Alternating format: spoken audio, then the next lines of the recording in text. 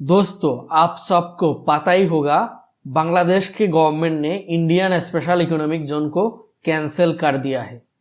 वो special economic zone जो बांग्लादेश के प्रीवियस गवर्नमेंट ने इंडिया को दिया था, यानी बांग्लादेश के शेख हसीना के डिक्टेटोरियल गवर्नमेंट ने इंडिया को ये स्पेशल इकोनॉमिक जोन अलॉट किया था। हम सबको पता है लास्ट ईयर यानी 2024 में शेख हसीना के गवर्नमेंट बांग्लादेश के स्टूडेंट रेवोल्यूशन के द्वारा गिर जाता है और शेख हसीना बांग्लादेश से इंडिया में भाग जाता है। तब से लेकर अब तक शेख हसीना इंडिया में छुपा हुआ है। तो जिस शेख हसीना ने इंडिया को स्पेशल इकोनॉमिक जोन अलॉट किया था, अब वही स्पेशल इकोनॉमिक जोन को बांग्लादेश गवर्नमेंट ने कैंसिल कर दिया है परमानेंटली। बांग्लादेश गवर्नमेंट डिसाइड किया है उस स्पेशल इकोनॉमिक जोन के जगह पे बांग्लादेश मिलिट्री के लिए डिफेंस इकोनॉमिक जोन डेवलप करेगा। न्यूज यहाँ पे दोस्तों सिर्फ इतना है, बांग्लादेश गवर्नमेंट ने इंडियन स्पेशल इकोनॉमिक जोन को कैंसिल कर दिया है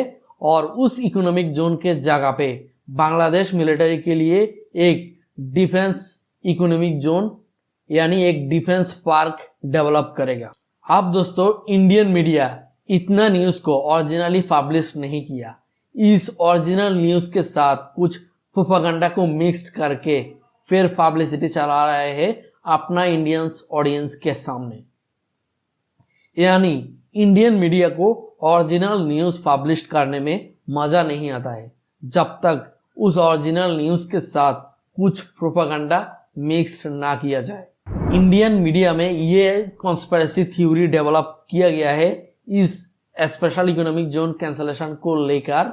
उस कॉन्स्पिरेसी थ्योरी में चाइना के नाम जोड़ा गया है, एक ड्रोन फैक्ट्री के मुद्दा को खड़ा किया गया है, यानी अपना ही एक इमेजिनेशन, एक इमेजिनरी स्टोरी को डेवलप किया है इंडियन मीडिया में, इंडियन रिपोर्ट में।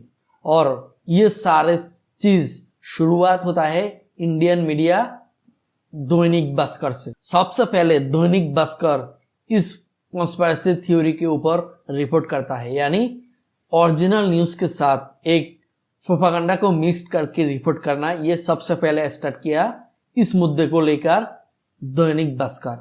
फिर दैनिक भास्कर को देख के इंडिया के दूसरे मीडियाओं भी ये काम किया है इस न्यूज को लेकर। सबसे ज्यादा तो इंडियन मीडिया, इंडिया के कुछ media, Indian social media influencer और इंडियन यूट्यूबर भी इस मुद्दे को लेकर, मतलब जो ओरिजिनल न्यूज है उससे पब्लिश करने के बजाय वो लोग प्रोपेगेंडा को मिक्स करके फिर अपना ऑडियंस के सामने रखा है। जैसे कि मैंने बताया, ओरिजिनल न्यूज सिर्फ इतना था, इंडियन स्पेशल इकोनॉमिक जोन को कैंसिल कर दिया गया है। उस स्पेशल इकोनॉमिक जोन के जगह पे बांग्लादेश मिलिट्री के लिए एक डिफेंस पार्क बनाया जाएगा। ये था एक ओरिजिनल न्यूज। लेकिन इंडियन मीडिया इसमें ड्रोन फैक्ट्री के मुद्दा भी खड़ा करता है, जिसे हम आज के वीडियो में डिबंक करेंगे। और क्या इस स्पेशल इकोनॉमिक जोन कैंसलेशन के साथ चाइना के कोई कनेक्शन है, इसे भी हम डिबंक करेंगे आज के इस वीडियो में। तो दोस्तों, सबसे पहले स्पेशल इकोनॉमिक जोन क्या है और बांग्लादेश इंडिया को ये स्पेशल इकोनॉमिक जोन क्यों दिया था। बांग्लादेश गवर्नमेंट ने 2015 में एक एग्रीमेंट के थ्रू इंडियन गवर्नमेंट को ये स्पेशल इकोनॉमिक जोन एलोकेट करता है, मतलब इंडियन गवर्नमेंट को देता है। इस स्पेशल इकोनॉमिक जोन का टोटल साइज जो था वो था 850 एकड़, यानी 850 एकड़ के लैंड।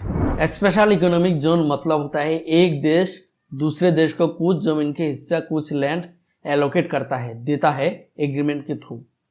जैसे कि यहाँ बांग्लादेश गवर्नमेंट इंडियन गवर्नमेंट को 850 एकड़ लैंड स्पेशल इकोनॉमिक जोन के लिए दिया था।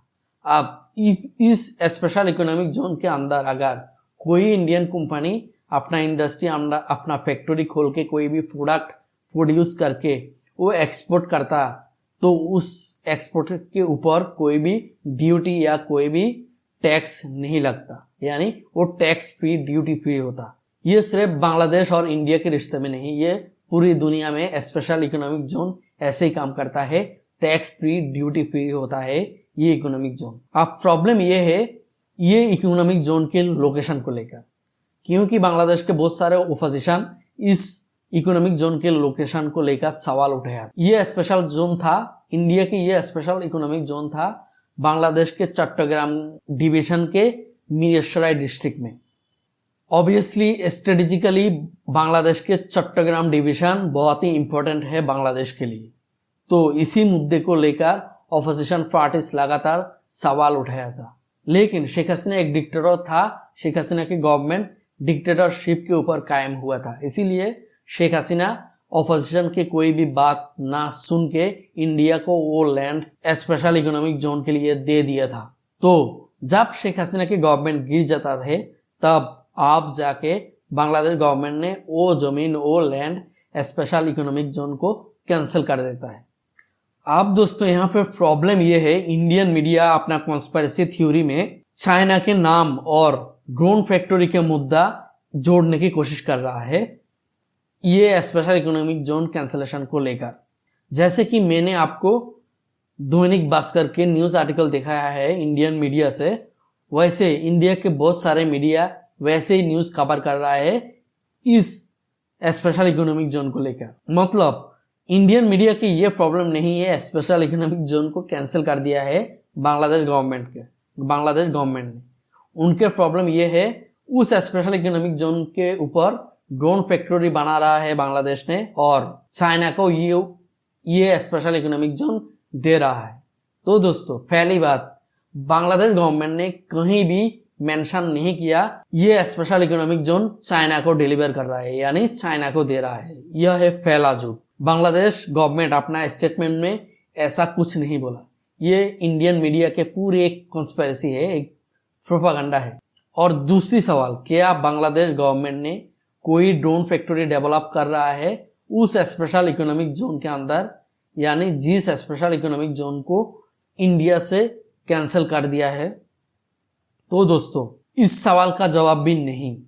ये बात जरूर है, बांग्लादेश गवर्नमेंट ने एक ड्रोन फैक्ट्री को लेकर एग्रीमेंट साइन किया है चाइना के साथ, यानी बांग्लादेश गवर्नमेंट चाइना से ड्रोन टेक्नोलॉजी कलेक्ट कर रहा है एग्रीमेंट के थ्रू, और चाइना बांग्लादेश के अंदर एक ड्रोन फैसिलिटीज डेवलप करेगा।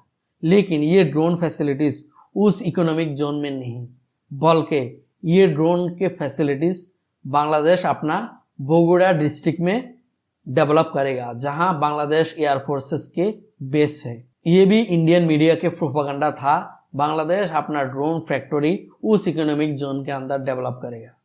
नहीं, बांग्लादेश ऐसा नहीं कर रहा है। अभी के न्यूज के मुताबिक, इवन बांग्लादेश एयरफोर्स के डिसीजन के मुताबिक, बांग्लादेश और चाइना की इस एग्रीमेंट के मुताबिक, डील के मुताबिक, बांग्लादेश बहुत सारे ईओबी और ड्रोन्स मैन्युफैक्चरिंग करेगा बांग्लादेश के उस बोगुरा बेस में, यानी उस ड्रोन फैसिलिटीज के अंदर, जो ड्रोन फैसिलिटीज चाइना डेवलप करेगा, यानी चाइना डेवलप करके देगा।